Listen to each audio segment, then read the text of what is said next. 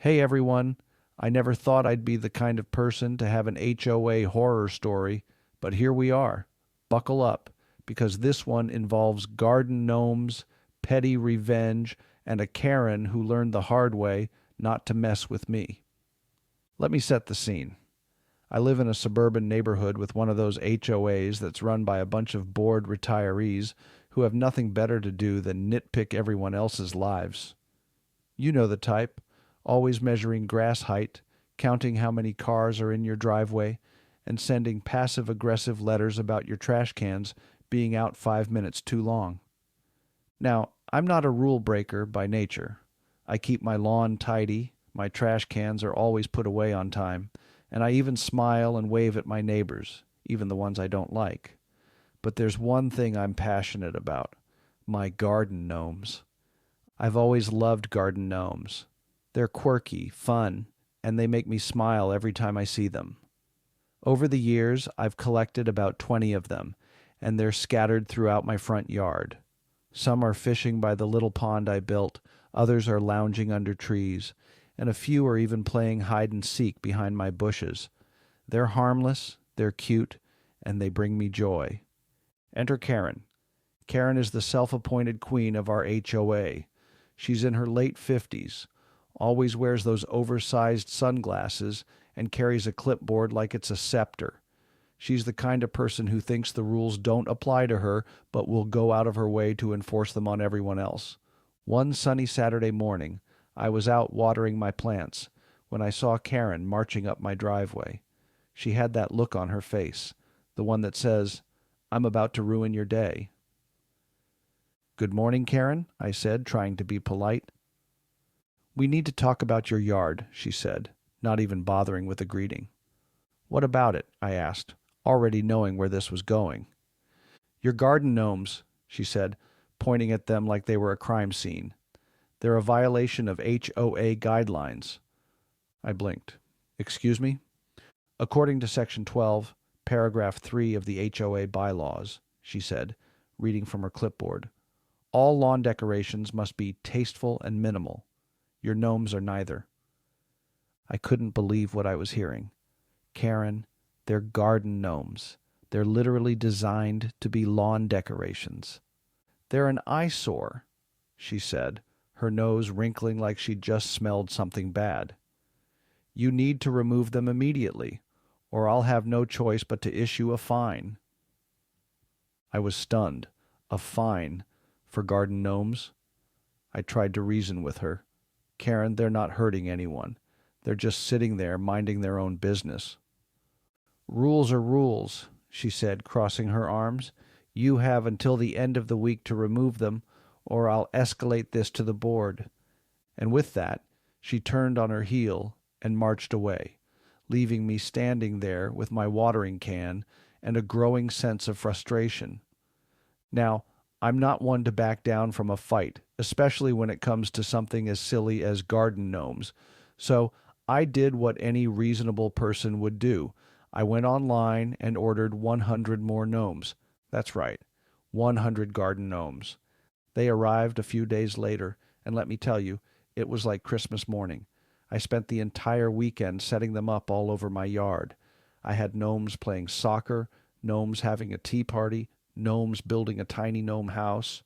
You name it, I had it. By the time I was done, my yard looked like a gnome paradise. It was glorious. Of course, it didn't take long for Karen to notice. On Monday morning, I was sipping my coffee when I saw her storming up my driveway again. This time, she looked like she was about to explode.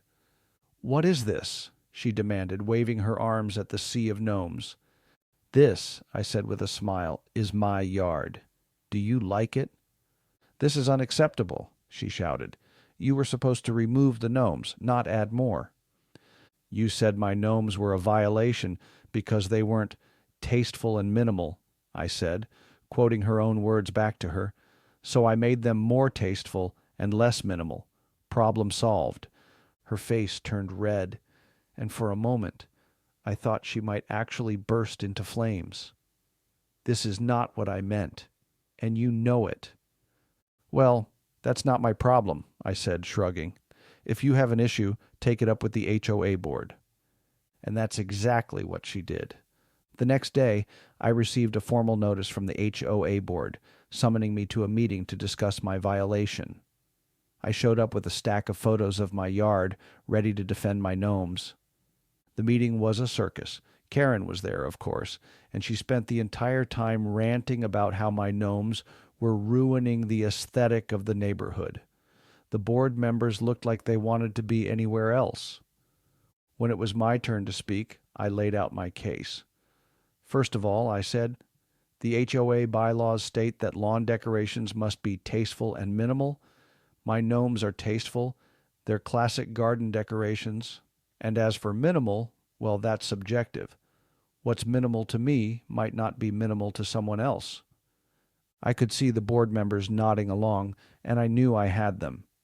Secondly, I continued, there's nothing in the bylaws that specifies a limit on the number of decorations.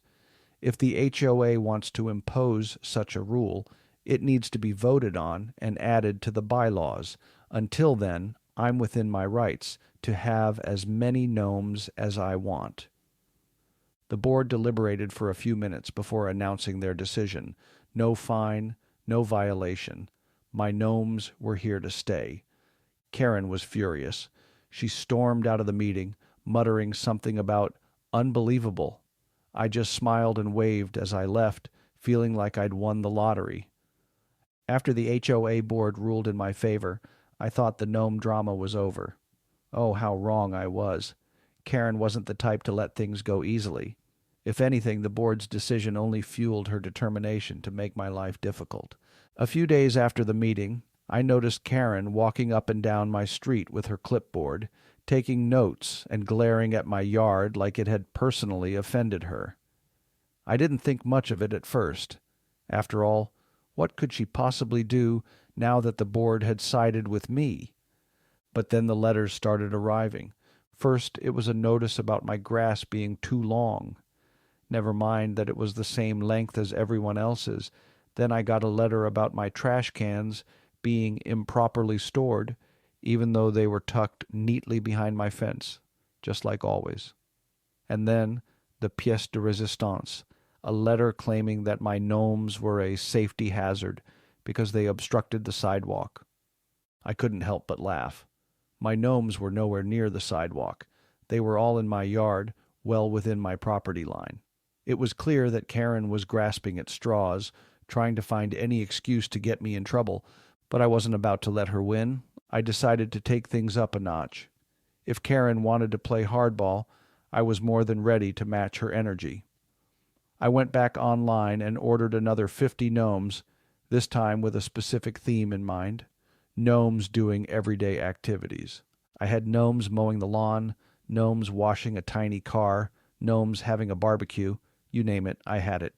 I even found a gnome holding a tiny clipboard which I placed right by the sidewalk, facing Karen's house.